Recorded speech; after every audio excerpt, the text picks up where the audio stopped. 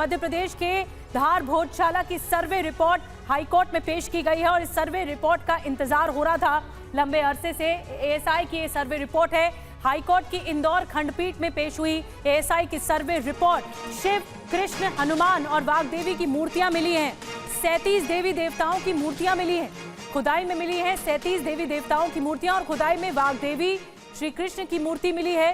ये सूत्र बता रहे हैं धार जिले के भोजशाला में 98 दिनों तक एएसआई का, आर्कियोलॉजिकल सर्वे ऑफ इंडिया का एएसआई का सर्वे चला था और इसी की रिपोर्ट अब सामने आ चुकी है। ये महत्वपूर्ण रिपोर्ट जिसका इंतजार इतने अरसे से हो रहा था, 98 दिनों तक ये सर्वे चला, उसके बाद अब रिपोर्ट कोर्ट में पेश की गई। और भोजशाला में सर्वे एएसआई को क्या कुछ मिला है, आइए आपको तफसील से बताते हैं।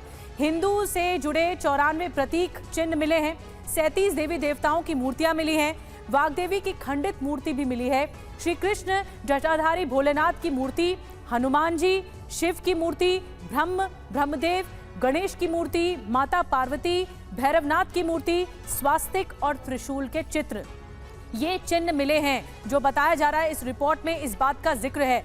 और इस रिपोर्ट में क्या क्या है, क्योंकि जो ये रिपोर्ट कोर्ट में पेश हुई है और इसका इंतजार हो रहा था।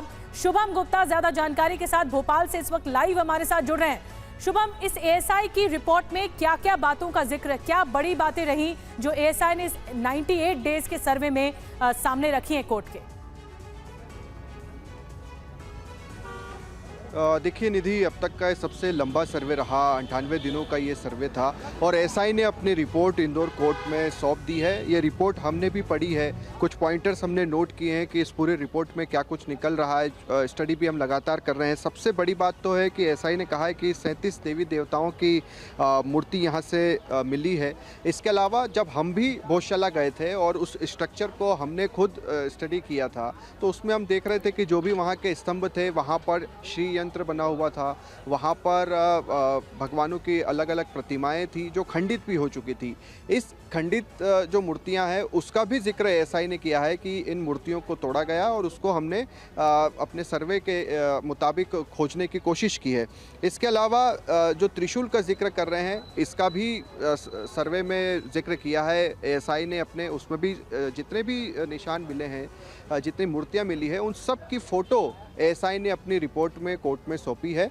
और इसके अलावा अगर आप देखें तो ये भी बताया गया है कि भोजशाला कब बनी थी, किसने बनवाई थी। परमार वंश के जो राजा थे उन्होंने इस भोजशाला का निर्माण कराया।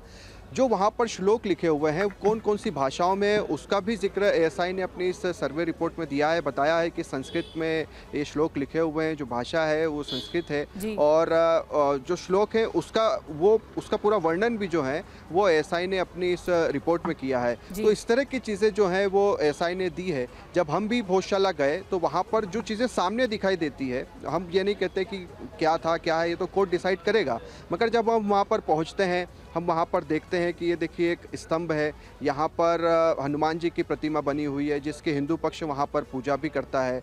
और स्तंभों पर श्री यंत्र तो हम सभी जान ही रहे हैं कि क्या होता है, वो वहाँ पर बना हुआ है, दिखाई देता है। तो ये सारी चीज़ें थी जो लोग खुद से वहाँ पर देखते थे और उसको सर्वे में भी एएसआई ने भेजा है।